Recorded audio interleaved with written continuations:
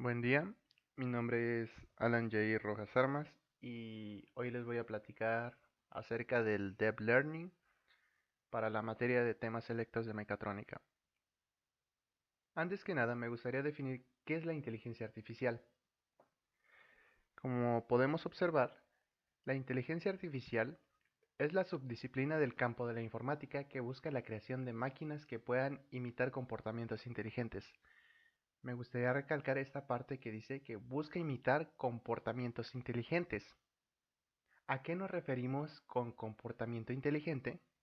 Pues al análisis de patrones, reconocimiento facial, de voz, participar en juegos, actividades, etc. A eso podemos llamar un comportamiento inteligente. La inteligencia artificial se divide en inteligencia artificial débil e inteligencia artificial fuerte. La inteligencia artificial débil se define como aquella que puede cumplir con un conjunto limitado de tareas. En la actualidad, la mayoría de la inteligencia artificial que está desarrollada se encuentra en este campo, dado a que las tareas que pueden realizar son muy limitadas, se limitan inclusive a casi una, dado a que si llevamos a una inteligencia artificial a desempeñar otra actividad, pues la verdad es que su rendimiento va a ser deplorable. Y la inteligencia artificial fuerte es aquella que puede cumplir con múltiples tareas. Aunque hemos visto que las películas, la mayoría de inteligencia artificial se representa así, podemos decir que en la realidad es todo lo contrario. No podemos encontrar una inteligencia artificial de este calibre. Ahora, si decimos aparentemente inteligente, me gustaría plantear la siguiente situación. Supongamos que yo tengo una máquina. Esta máquina yo debo programarla, debo indicarle qué hacer, necesito desarrollar completamente su código. Supongamos tengamos un manipulador. Este robot manipulador yo le indico a través de su código que debe desplazar un objeto de un lado hacia otro. Entonces, yo ya hice todo el trabajo, le indiqué qué hacer, le desarrollé el programa. Entonces, ¿se puede decir que es inteligente? Pues por la definición que tenemos de inteligencia artificial, en la que nos dice que mientras una máquina imite un comportamiento inteligente, se cataloga como inteligencia artificial y pues sí, este manipulador se cataloga como una inteligencia artificial, dado que está imitando un comportamiento inteligente que es desplazar un objeto de un lugar de origen a un lugar de destino a pesar de que yo lo haya programado, a pesar de que yo le haya indicado todo, a pesar de que yo en su mayoría haya hecho todo el trabajo, pero se le puede catalogar como una inteligencia. Y a esta área en específico de la inteligencia artificial se le conoce como robótica, dado a que busca imitar movimientos y adaptaciones al entorno. Otra área de la inteligencia artificial es el Natural Language Processing, que este busca entender el lenguaje. Bien, ahora platiquemos un poco acerca del Machine Learning, también conocido como autoaprendizaje o aprendizaje automático. Si fuésemos por la calle y preguntásemos a las personas qué entienden por inteligencia artificial, la mayoría nos respondería que es la capacidad que tienen las máquinas para aprender por sí mismas. Pero, como hemos visto hasta ahora, la inteligencia artificial es la capacidad que tienen las máquinas de imitar un comportamiento inteligente, sin la necesidad de que aprendan ellas por sí mismas. Así pues, el Machine Learning es un área de la inteligencia artificial, por lo que el Machine Learning es una rama de la inteligencia artificial que busca cómo dotar a las máquinas de capacidad de aprendizaje, es decir, busca cómo generalizar el conocimiento a partir de un conjunto de experiencias. Así pues, podemos dividir al aprendizaje en dos categorías. el aprendizaje supervisado y el aprendizaje no supervisado. El aprendizaje supervisado consiste en descubrir la relación existente entre n número de variables de entrada con m número de variables de salida. Esto quiere decir que solamente busca encontrar la relación entre las variables de entrada con las variables de salida. Es decir, que el aprendizaje surge de enseñar a los algoritmos el resultado deseado para determinado valor x, y tras mostrar muchos ejemplos y si se dan las condiciones, el algoritmo será capaz de decidir de manera correcta, incluso cuando haya valores de entrada que no haya visto antes. El nombre de aprendizaje supervisado proviene de que al enseñar al algoritmo los valores deseados, se participa en el desarrollo de su aprendizaje.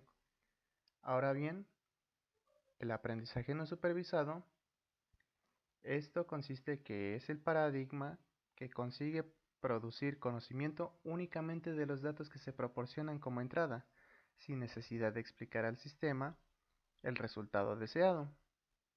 Así pues, como no le explicamos al algoritmo el resultado deseado, pues este algoritmo va a buscar patrones de similitud de los datos de entrada para poder agruparlos y así él mismo generar conocimiento. Y con estos patrones nosotros generar unos espacios latentes.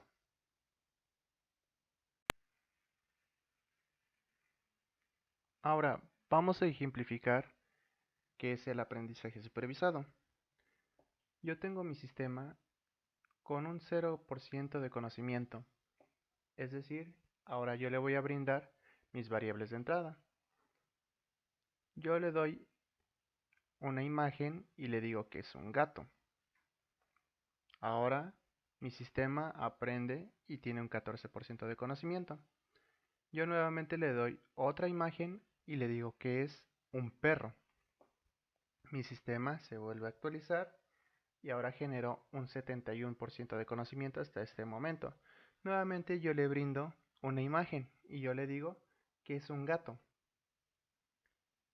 Entonces mi sistema ahora tiene un 94% de aprendizaje. Ahora, tras ya yo mostrarle ciertas imágenes de que es un gato, mi sistema puede predecir si yo le brindo nuevamente una variable de entrada. En este caso nuevamente yo le voy a brindar esta imagen y entonces mi sistema puede predecir qué es lo que será. Por lo tanto, si yo le brindo esta imagen a mi sistema, el sistema me dirá que es un gato, dado a que encontró similitudes entre mis variables de entrada y ya me puede brindar una variable de salida. Ahora, si platicamos acerca del aprendizaje no supervisado, hemos visto que el aprendizaje no supervisado consiste en simplemente dar unos datos de entrada y que el sistema encuentre patrones, similitudes y haga agrupaciones a partir de esas similitudes y patrones que ha encontrado.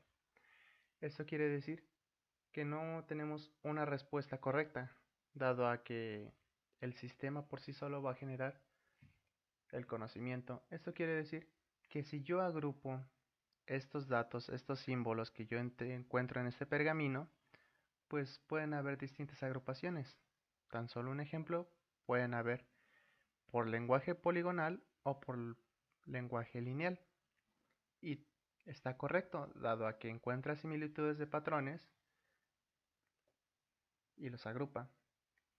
Pero nuevamente podemos encontrar otro tipo de agrupación. Pueden ser polinomiales con relleno o polinomiales vacíos, lenguajes lineales rectos y lenguajes lineales diagonales.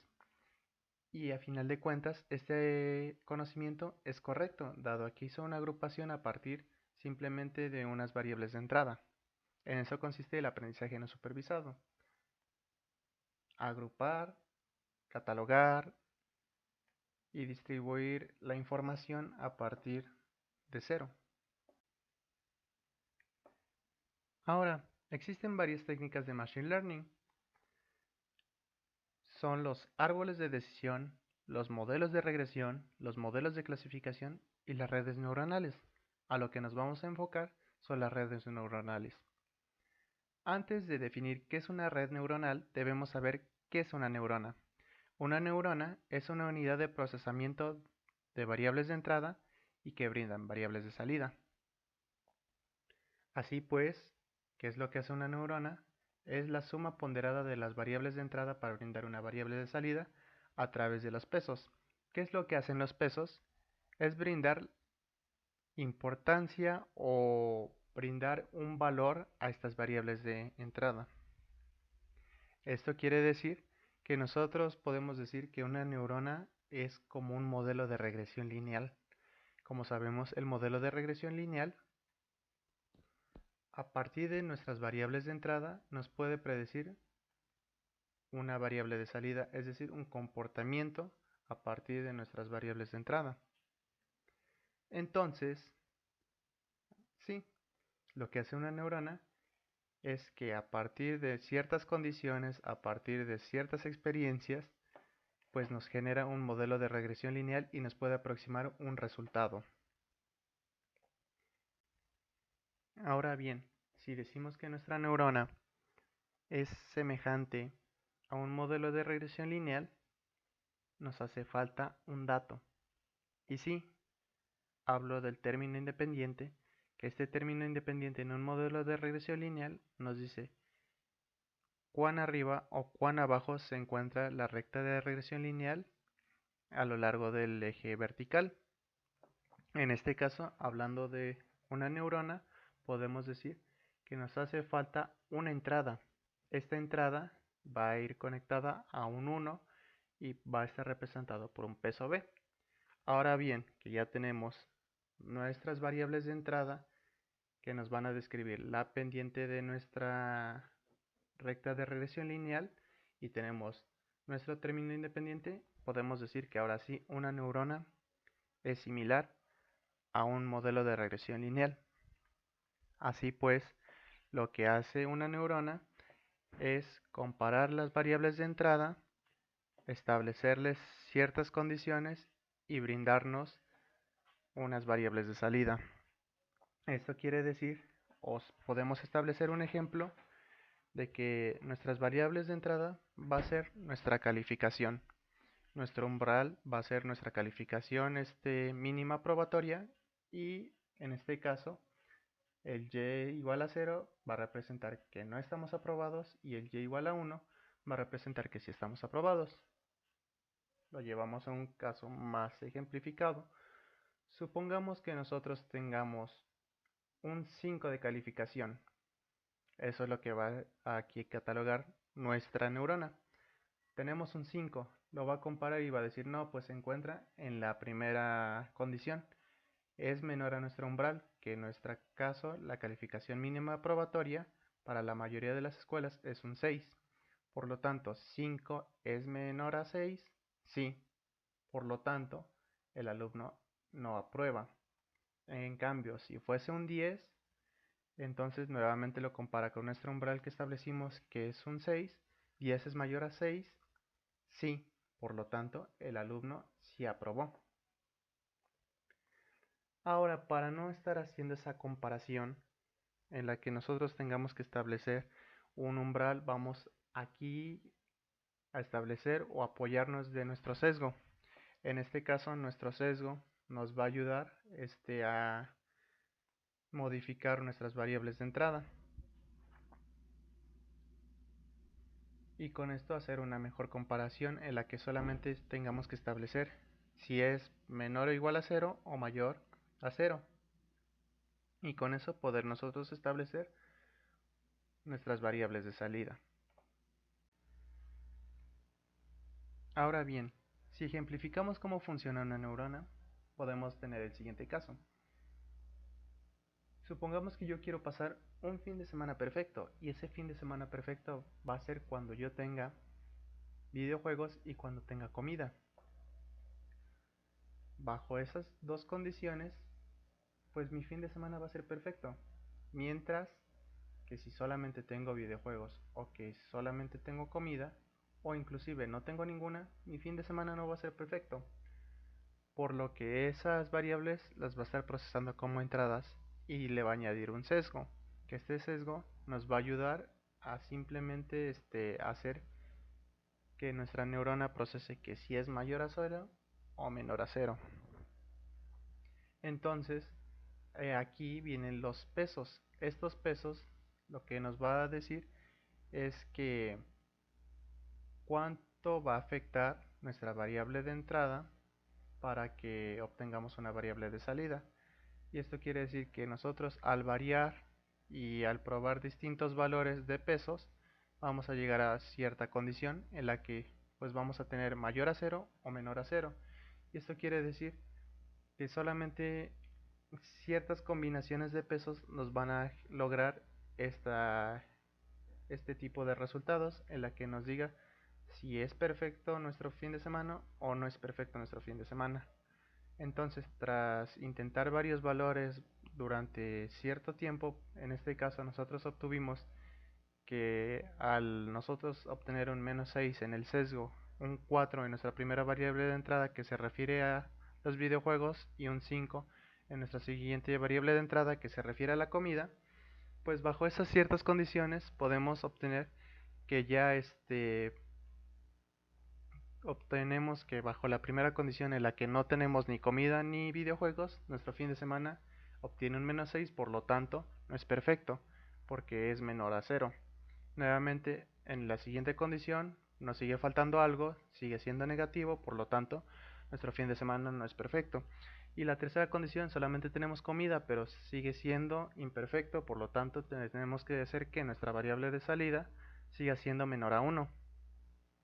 Y entonces la última ya es positiva, dado que ya nosotros tenemos ambas cosas, tanto videojuegos como comida. Y eso se refiere al variar los pesos. Ahora, si nosotros lo llevamos a un modelo de gráfica, pues podemos obtener esto, de que si no tenemos comida ni tampoco tenemos videojuegos, nuestro fin de semana no va a ser perfecto. También si solamente tenemos videojuegos, nuestro fin de semana no es perfecto. También si solamente tenemos comida, no es perfecto el fin de semana. Solamente se puede representar que si tenemos comida y tenemos videojuegos, nuestro fin de semana va a ser perfecto. Si nosotros ahora esta situación la pasamos a un lenguaje binario, lo podemos establecer de la siguiente manera. Un 0 donde no es perfecto, otro 0 donde no es perfecto y un 1 justamente donde es perfecto.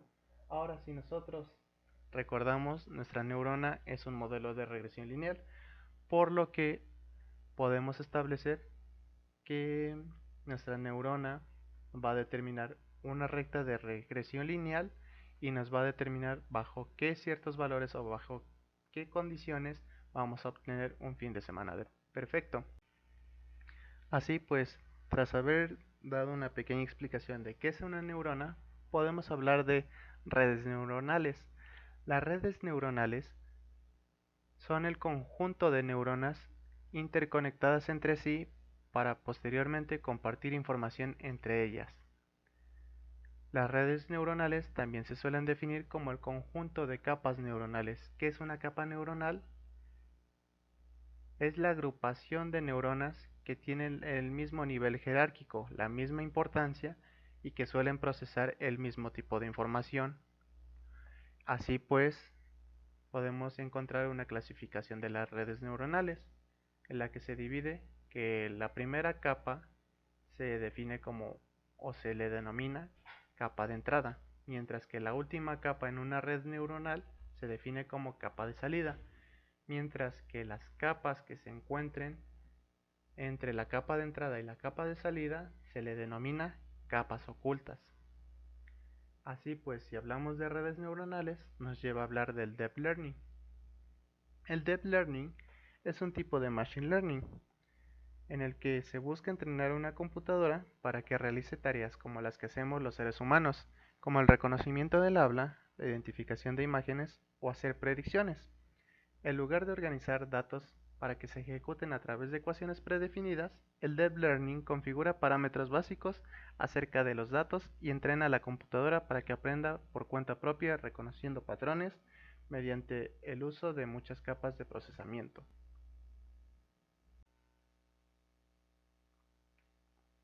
El Deep Learning lleva a cabo el proceso de Machine Learning usando una red neuronal artificial que se compone de un número de niveles jerárquicos. Usualmente a estos niveles jerárquicos se les suele denominar capas. ¿Qué es una capa? Una capa es el conjunto de neuronas que suelen procesar el mismo tipo de información con la misma relevancia. Así pues, esto que estoy encerrando es una capa. De igual manera, esto es una capa. Las primeras capas definen conceptos muy concretos y las capas finales usan la información aprendida previamente para aprender conceptos más abstractos. A medida del incremento de capas, los conceptos que se pueden aprender son más abstractos, pero el análisis se vuelve más complicado. He aquí el Deep Learning. Como podemos observar, en la primera imagen tenemos una red neuronal con un número de capas grande. Tenemos 1, 2, 3, 4, 5, 6 capas, por lo que podemos definir o aprender conceptos más abstractos, pero el análisis es complicado. Mientras que la segunda imagen tenemos 1, 2, 3. Tenemos 3 capas, por lo que en nuestro análisis se vuelve más sencillo, pero la capacidad para aprender conceptos más abstractos se ve reducida. Así pues, el Deep Learning hace uso de los dos tipos de aprendizaje, tanto el supervisado como el no supervisado.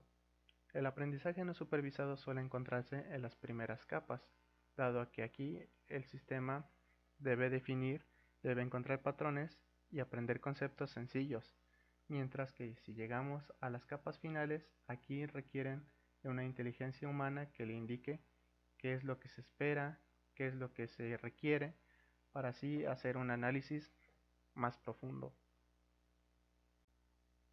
Ahora, si bien recuerdan, yo le daba una imagen de un gato a mi sistema para hacer el aprendizaje supervisado.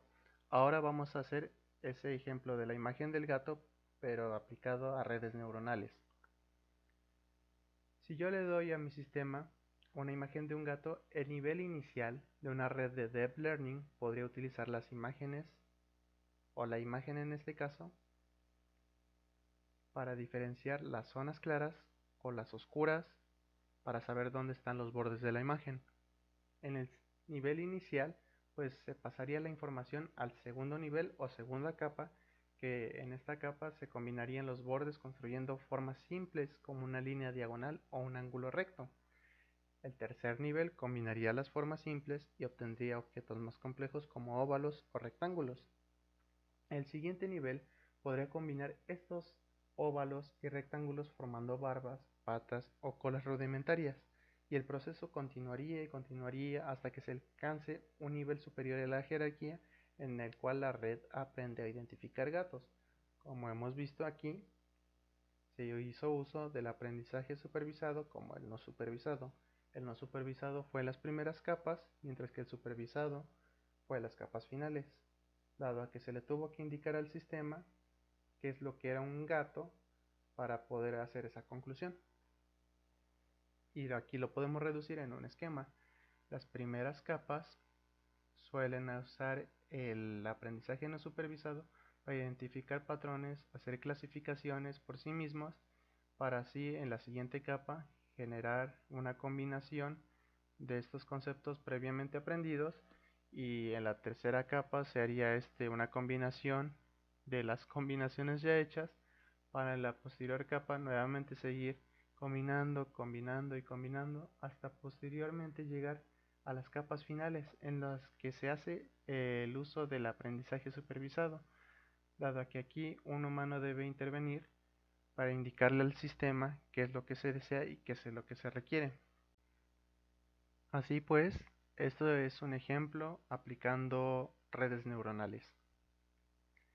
El Deep Learning funciona reduciendo errores y tratando de aumentar el intervalo de confianza. Es decir, que si tuviéramos que basarnos solo en la segunda capa, se puede decir que el intervalo de confianza de que haya un gato es de 70%. Luego, si lo procesa la tercera capa, aumentaría hasta el 77%, así hasta reducir el margen de error a casi cero. Cada más cerca esté la neurona de la capa de salida, más entrenamiento supervisado requerirá para perfeccionarse. Esto ocurre debido a que las primeras capas tratan de procesar los datos de modo de que se pueda reconocer objetos complejos. En cambio, las capas más profundas requieren de mayor atención humana ya que los cálculos son cada vez más complejos. Deep Learning se establece por su estructura y procesamiento de la información, en el cual imita las redes neuronales del cerebro humano, donde una señal de entrada es procesada y tramitada por cientos de neuronas entrelazadas entre capas para extraer una conclusión. Así pues, el Deep Learning es una herramienta que nos permite el autoaprendizaje, y el autoaprendizaje es algo que nos interesa de la inteligencia artificial. Por lo que ahora sabemos que si llega una persona a decirnos que la inteligencia artificial, el deep learning, el machine learning son lo mismo, nosotros podemos orientarla y decirle que el deep learning es una herramienta de machine learning y el machine learning es un subconjunto de la inteligencia artificial. Así pues, sin más que decir, agradezco su atención y que pasen una excelente tarde. Gracias.